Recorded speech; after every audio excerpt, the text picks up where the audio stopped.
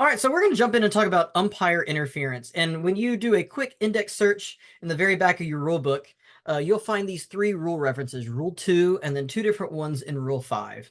So let's just jump right in and head over to where Rule 2 is. Rule 2 is found on page 22 of your rule book.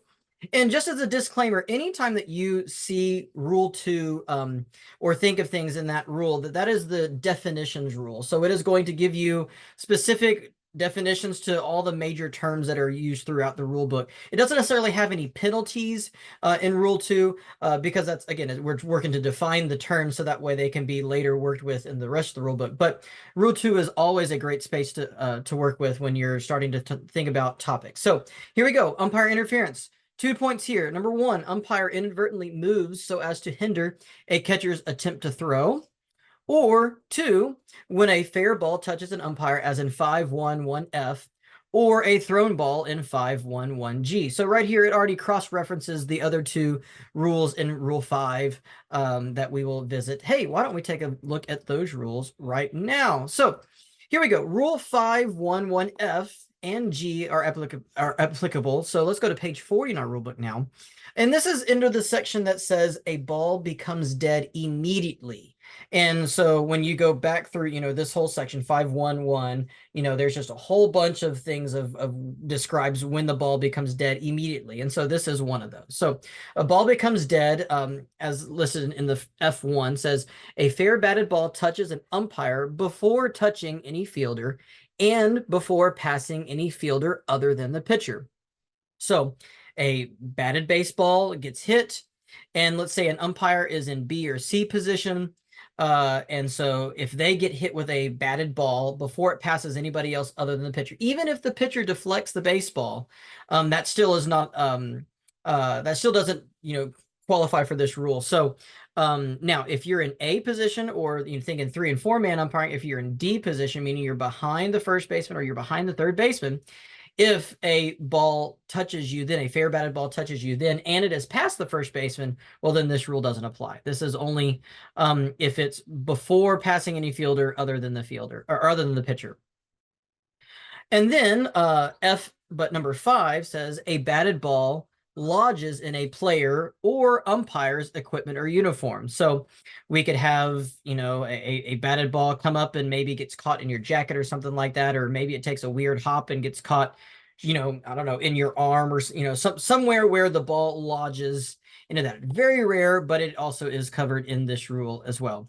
And then one more, G, talks about a pitch or any other thrown ball that lodges in the umpire's or catcher's or other offensive players' equipment or uniform. Now, we're talking specifically the umpire uniform here for umpire interference, but this could also happen if the catcher, it lodges somewhere in the catcher's gear, or maybe it pops up and hops in, I don't know, the batter's gear, like, maybe between an elbow pad or something like that. We could have a situation there as well. So still no penalties yet, but this is where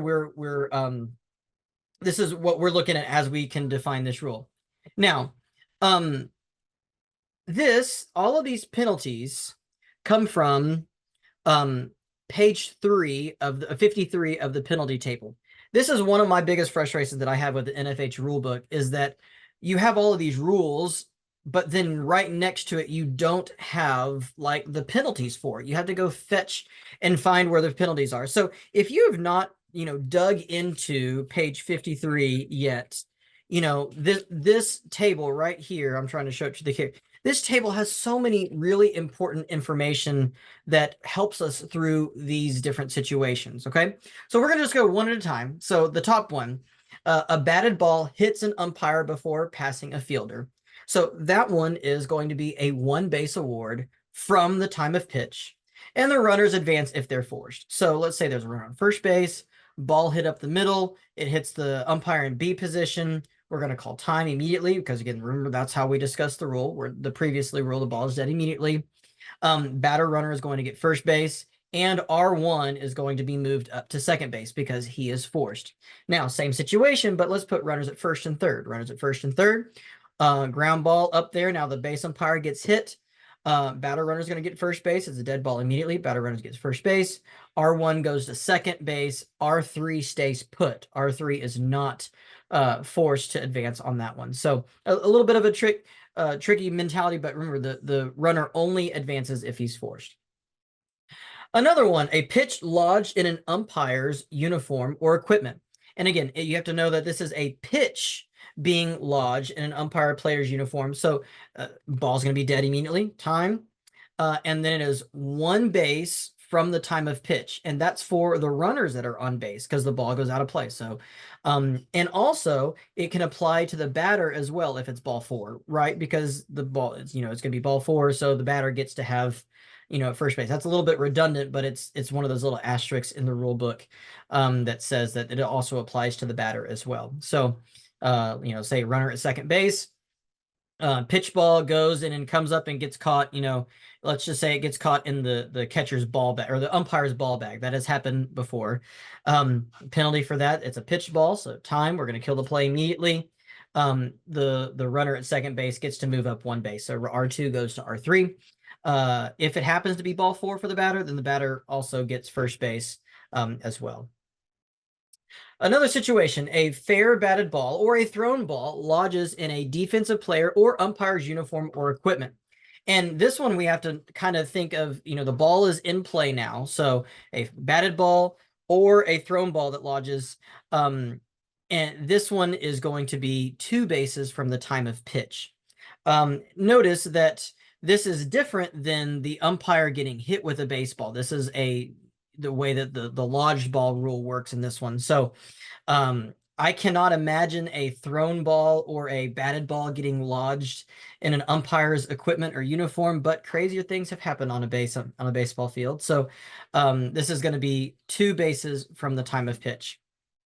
In a similar vein, any subsequent play by an infielder or any other throw by an outfielder that gets lodged or under the fence or in an umpire's uniform or that is going to be two bases from the time of throw.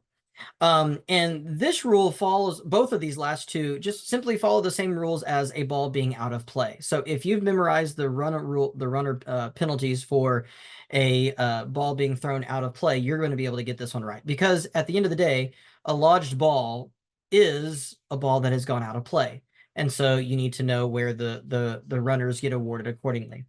Two bases from time of pitch. Please know that if you have a runner that is stealing a base, that time of pitch moment is really critical because even though it might look like, wow, they got really far, I need to give them another extra base. Think of where they started the play because they have not obtained the next base until they legally touch it. If they legally touch the next base that they're stealing prior to the time of pitch, then, okay, yeah, we would give them the two bases from that moment. But in all likelihood, they had not gained that next base, even though they were stealing on the play. And so two bases is going to be from where they, where they started time of pitch. And then likewise, any subsequent play or a play by an outfielder, it's going to be two bases from time of throw. This is where plate umpires, you're going to need to be mindful of where your runners are, have a good wide field of view.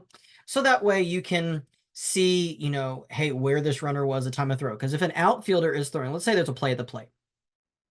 An outfielder, a center fielder's throw coming into the play at the plate is going to be a long throw. There's a lot of base running that can happen from that time of throw. And if that ball gets lodged in the, umpire's equipment or goes out of play, then, it's going to be two bases from the moment he threw the ball. And so we have to be very mindful of where the runners are.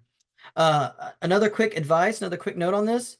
As an umpiring crew, if you're not sure where to put the runners, you can get together. This is something that you two guys or the whole crew can get together and work together so that way we can place the runners to the best of our knowledge. I would encourage you to place them, conservatively, especially if you're not sure, but still be able to understand that, hey, ball going out of play on these last two is going to be two bases from time of pitch or time of throw, depending on your situation. So now let's go back to the other one that we talk about. So 512C and G, it is a delayed dead ball when an umpire interferes with a catcher's who is attempting to throw. And this penalty, and again, I'm so frustrated that the penalty is not written right after the rule, but we have to go all the way to page 56 here, is 836. And it took me a little bit of digging to find this one, but here's the penalty. If an out is not made at the end of the catcher's initial throw, all runners return to the base at the time of pitch. If an out is made, then the interference is ignored. And this is the one that I think is kind of most embarrassing as an umpire when it happens to you. You know, you have a runner stealing second base, the catcher pops up, his backhand happens to hit you, maybe it's your chest protector, maybe it's your mask, you know, but you make contact with the catcher, his throw goes down and it does not retire the runner. You get to come out and say, you know, that's interference and point to yourself. That's umpire interference. And, you know, most likely you're going to remove the runner back.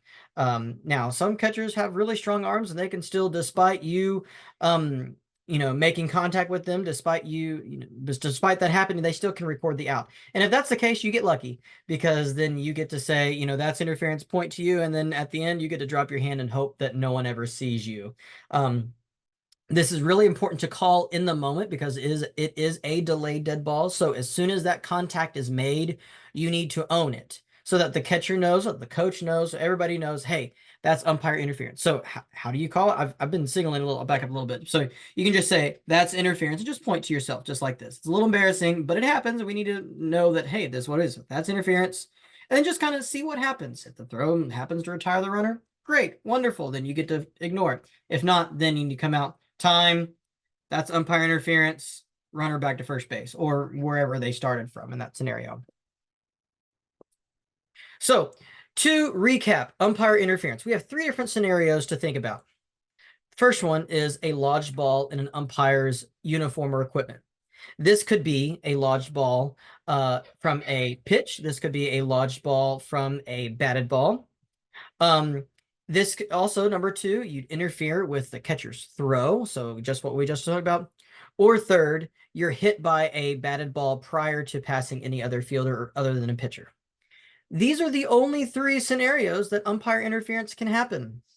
Any other time, you are simply a part of the field.